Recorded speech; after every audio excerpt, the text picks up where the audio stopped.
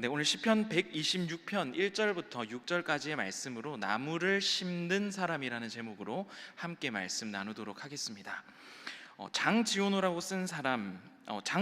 하는 사람이 쓴 책이 한 권 있습니다. 바로 뭐냐면 나무를 심은 사람이라고 하는 책입니다.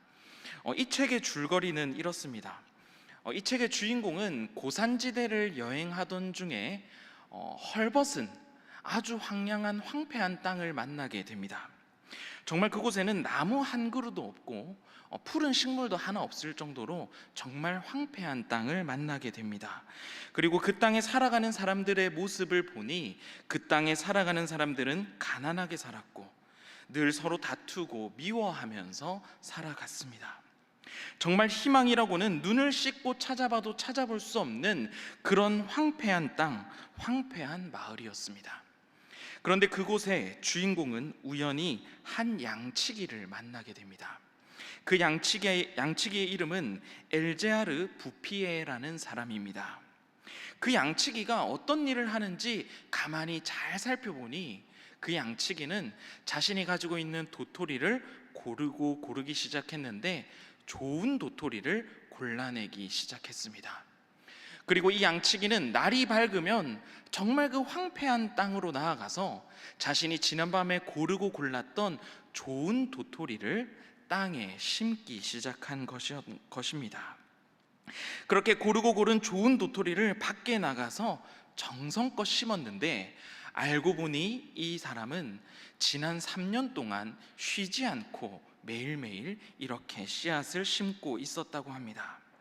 아무것도 없는 황폐한 땅이지만 계속해서 그 땅에 씨앗을 심어왔던 것입니다. 나이가 55인 부피에는 아내와 자녀들을 잃고 고독하게 살았지만 황폐한 그 땅을 살리고자 매일매일 묵묵히 씨앗을 나무를 심어왔습니다. 그렇게 오랜 기간 부피에는 고집스럽게 나무를 매일 심었습니다. 2번의 세계대전이 일어났을 때도 어지럽고 혼란스러운 상황 가운데서도 여전히 쉬지 않고 나무를 심었고 그 땅을 지키며 살아갔습니다. 나중에 시간이 흐른 뒤에 이 책을 쓴 주인공은 다시 그 땅을 찾아가게 됩니다. 다시 그 황폐한 땅을 찾아가서 부피에가 어떻게 살고 있는지 만나게 되었습니다. 그런데 놀라운 일이 펼쳐지게 됩니다. 벌거벗은 황무지와 같은 땅이, 나무 한 그루도 없었던 황폐한 땅이 푸른 나무와 식물들이 가득하며 밭에는 채소가 가득한 풍요로운 땅으로 변화하게 된 것입니다. 사람들이 다투는 소리가 들렸던 땅이었지만 이제는 웃음과 희망이 가득한 땅으로 변화한 것을 발견할 수 있었습니다. 이것이 바로 나무를 심은 사람이라는 책의 내용입니다. 황무지와 같았던 땅, 아무런 희망이 없었던 그 땅이 이렇게 생명력 넘치는 아름다운 땅이 될 수 있었던 이유, 그 비결이 무엇이었을까요? 바로 매일매일 하루도 쉬지 않고 씨앗을 심어왔던, 나무를 심고 가꾸어 왔던 부피에 이 한 사람의 끈질긴 노력이 있었던 것입니다. 절망적인 상황 속에서도 포기하지 않고, 모두가 절망적인 상황이라 손을 놓고 주저앉아 있을 때에도 포기하지 않고 오랜 기간 묵묵하게 매일매일 씨앗을 심어왔던, 나무를 심어왔던 부피에의 헌신이 바로 이런 아름다운 땅을 만들어낼 수 있었던 것입니다. 저는 나무를 심은 사람이라는 책을 읽고 나서 이런 생각이 들었습니다. 나도 나무를 한 그루 심어봐야 되겠다라는 생각이 들었습니다. 그리고 또 이런 질문이 들었습니다. 어떤 질문을 저 스스로에게 했냐면, 나는 과연 지금 내 삶 속에서 매일 꾸준히 뿌리고 있는 씨앗이 있는가? 나는 매일매일 쉬지 않고 내 삶 속에 뿌려나가고 있는 씨앗, 심고 있는 나무가 있는지 한번 돌아보게 되었습니다. 오늘 말씀을 듣는 모든 성도분들도 한번 고민해 보시기 바랍니다.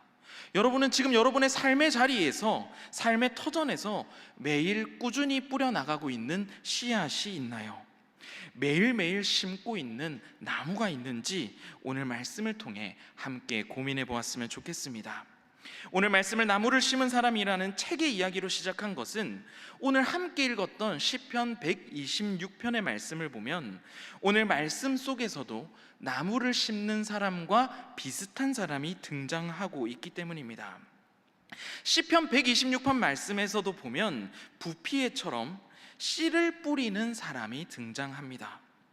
그런데 오늘 말씀을 잘 읽어보면 이 사람은 그냥 씨를 뿌리는 것이 아니라 어떻게 하면서 씨를 뿌리고 있죠? 울면서 씨를 뿌리고 있습니다. 도대체 어떤 사연이 있길래, 무슨 일이 있길래 이렇게 울면서까지 씨앗을 뿌리고 있었을까요? 오늘 말씀의 배경은 이렇습니다. 하나님의 백성들은 바벨론의 포로로 잡혀가게 되고 바벨론에게 멸망을 당한 뒤 바벨론에게 무려 70년 동안 포로로 지내게 됩니다. 많은 시간, 많은 세월들이 흘렀기 때문에 포로로 잡혀갔던 사람들은 아주 나이가 많거나 대부분 세상을 떠난 후였습니다. 그런데 이때 바벨론보다 더 강력한 페르시아가 등장하게 되었고 바벨론은 페르시아에게 멸망당하게 됩니다. 페르시아는 바벨론을 정복한 뒤에 포로로 잡혀있던 이스라엘 백성들을, 하나님의 백성들을 다시 본국으로 돌려보내는 정책을 시행하게 됩니다. 이스라엘 백성들은 드디어 포로가 아닌 해방을 맞이하게 된 것입니다. 이제 고향으로 돌아갈 수 있게 되었고 이제 고향에서 다시 성전에서 하나님을 마음껏 찬양하고 예배할 수 있게 된 것입니다. 그래서 오늘 시편 126편 1절 말씀에는 이렇게 고백하고 있습니다. 우리 함께 말씀 한번 읽어보도록 하겠습니다. 다 같이 시작. 여호와께서 시온의 포로를 돌려보내실 때에 우리는 꿈꾸는 것 같았도다. 아멘. 마치 꿈만 같은 일이 일어나게 된 것입니다. 그래서 1절 말씀에 보면 꿈꾸는 것 같다고 고백하고 있는 것입니다. 하나님께서 큰 일을 행하셨다고 해방을 기뻐하며 이스라엘 백성들은 찬송하며 기쁜 마음으로 본국으로 돌아가게 됩니다. 긴 포로 생활을 마치고 다시 원래 자신들의 땅을 향해 나아가며 그들은 매우 큰 기대에 부풀어 있었습니다. 꿈에 들이던 고향에서 이제 마음껏 하나님을 예배하고 찬양할 일만 남았다라고 생각을 했습니다. 그런데 문제는 고향에 돌아오고 나서부터였습니다.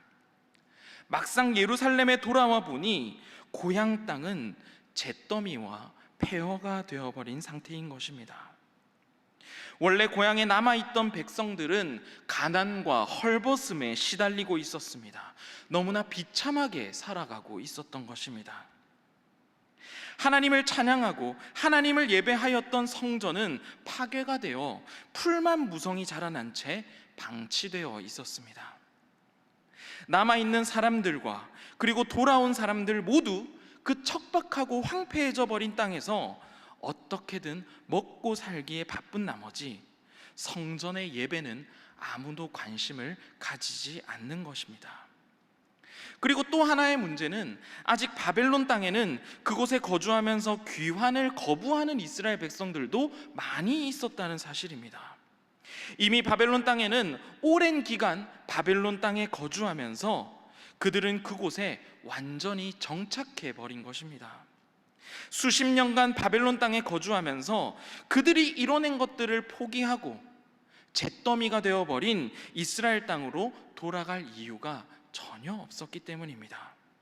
굳이 그곳으로, 굳이 황폐한 땅으로 돌아가서 성전을 다시 짓는 어려운 수고를 감당하는 것이 싫었던 것입니다. 꿈에 그리던 해방을 맞이했지만 막상 현실은 너무나 비참했습니다. 바벨론에 살던 것보다 고향 땅이 더 황폐했던 것입니다. 모든 것이 무너져 있었고 처음부터 새롭게 시작하고 처음부터 모든 것을 다시 세워나가야 했던 것입니다. 어디서부터 무엇을 해야 할지, 무엇부터 시작해야 될지 막상 척박한 현실 앞에서 하나님의 백성들은 모두 좌절하고 절망해 버린 것입니다. 그런데 이러한 때 본문 5절과 6절 말씀에는 이렇게 말씀하고 있습니다. 우리 5절과 6절 말씀 다 함께 읽어보도록 하겠습니다. 다 같이 시작. 눈물을 흘리며 씨를 뿌리는 자는 기쁨으로 거두리로다. 울며 씨를 뿌리러 나가는 자는 반드시 기쁨으로 그 곡식단을 가지고 돌아오리로다. 아멘. 네, 오늘 말씀의 결론입니다. 방금 읽었던 말씀을 보면 씨를 뿌리는 자들은 눈물을 흘리면서 지금 씨를 뿌리고 있습니다. 현실을 보면 지금 내가 처한 이 현실이 너무나 캄캄하고 어둡고 황폐했기 때문에 눈물을 흘릴 수밖에 없는 것입니다. 그런데 오늘 말씀을 잘 읽어보면 이러한 황폐한 현실 속에서 가만히 눈물만 흘리고 앉아있지 않았다라는 사실입니다. 눈물을 흘리며 씨를 뿌리러 나갔다는 사실입니다. 무너진 나라를 다시 세워가고 무너진 성전을 다시 세워나가며 무너진 예배를 다시 일으키기 위해 눈물로 계속해서 씨를 뿌려 나갔다는 사실입니다. 그리고 또 눈물을 흘리는 이유는 씨를 뿌리는 행동 그 자체가 눈물이 날 정도로 아주 고된 일이었기 때문입니다. 아주 고되고 힘들어서 지금 눈물을 흘리고 있는 것입니다. 그래도 울면서 씨를 뿌리는 것은 지금 당장은 아닐지라도 하나님께서 분명히 그 씨앗을 자라나게 할 것이며, 지금 흘리는 눈물과 땀과 긴 시간의 노고에 하나님께서 분명히 열매를 맺게 하실 것이라는 믿음이 있었기 때문에 포기하지 않고 일어나 눈물을 흘리며 씨앗을 뿌리고 있는 것입니다. 오늘 말씀을 시작하면서 나무를 심은 사람 이야기를 하면서 여러분들에게 했던 질문을 다시 한 번 더 고민해 보시기 바랍니다. 과연 여러분은 지금 여러분이 서 있는 그 땅에서, 내가 지금 서 있는 나의 삶의 자리에서 지금 어떤 씨앗을 심어 나가고 있는지 돌아보시기 바랍니다. 그리고 여러분 반드시 기억하시기 바랍니다. 우리 그리스도인들은 씨 뿌리는 사람입니다. 나무를 심는 사람입니다. 어려운 현실, 척박한 땅 위에 서 있을지라도 가만히 있지 않고 포기하지 않고 매일매일 씨를 뿌리는 사람이 바로 그리스도인이라는 사실입니다. 오늘 감히 축복하는 것은 눈물이 난다 할지라도, 눈물이 흐른다 할지라도 눈물 흘리며 씨 뿌리는 일을 포기하지 않는 모든 신일의 성도 되시기를 축복합니다. 그러면 오늘 말씀을 마무리하면서 우리가 어떤 씨앗을 뿌려야 할지 세 가지를 함께 나누고 말씀을 마무리하고자 합니다. 먼저 우리는 첫 번째로 사랑의 씨앗을 뿌려야 합니다. 우리가 살아가고 있는 세상을 돌아보면 우리는 참 사랑이 없는 세상을 살아가고 있습니다. 세상을 살아가는 사람들은 경쟁하며 미워하며 또 시기, 질투, 다툼으로 가득 차 있는 세상 속에서 우리는 살아가고 있습니다. 그런데 기억하시기 바랍니다. 세상에 아무리 사랑이 없다 할지라도 우리는 가만히 주저앉아 있는 것이 아니라 사랑의 씨앗을 뿌려야 합니다. 사랑의 나무를 우리는 가꿔 나가야 됩니다. 황폐한 땅 가운데 내가 사랑하며 살아간다는 것을 누가 인정해주지 않더라도, 누가 알아주지 않더라도 지금 당장 어떤 사랑의 열매가 맺혀질지 우리 눈에 보이지 않는다 할지라도 우리는 매일매일 사랑의 씨앗을 우리의 삶의 자리에, 우리의 삶의 터전에 심어 나가야 하는 것입니다. 왜냐하면 비록 지금은 황폐한 땅일지라도 우리가 뿌린 그 사랑의 씨앗을 우리 하나님께서는 반드시 열매 맺게 하실 것입니다. 꾸준히 뿌리는 사랑의 씨앗으로 우리의 가정을, 내 삶의 자리를 사랑의 열매가 가득한 풍성하고 아름다운 땅으로 우리 하나님께서 반드시 변화시켜 나갈 것이기 때문입니다. 그렇기 때문에 포기하지 않고 눈물을 흘리면서라도 사랑의 씨앗을 심어 나가는 모든 신일의 성도가 되시기를 축복합니다. 그리고 우리가 두 번째로 심어야 될 씨앗은 예배의 씨앗입니다. 코로나 시기를 보내면서 예배의 자리를 떠나간 사람들이 너무나 많이 있습니다. 왜 예배를 드리지 않냐고 물어보면 바쁘기 때문에, 내 삶에 여유가 없기 때문에 예배를 드리지 않는다고 하는 사람들이 많이 있습니다. 하지만 우리가 기억해야 되는 것은 무슨 일이 있다 할지라도, 어떠한 상황 속에서도 내 삶에 바쁘고 여유가 없다 할지라도 가장 바쁠 때, 가장 여유가 없을 때 우리가 해야 할 일은 예배의 씨앗을 우리의 삶 가운데 심어 나가는 일입니다.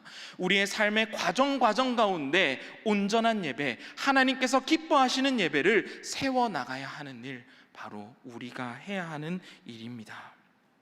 우리가 지금 비록 지금 심는 그 예배의 씨앗이 지금은 어떤 열매로 맺어질지 당장 눈에 보이지 않는다 할지라도 하나님께서는 지금 우리가 뿌리는 이 예배의 씨앗을 통해 아름다운 열매를 우리의 삶 가운데 맺게 하실 것입니다.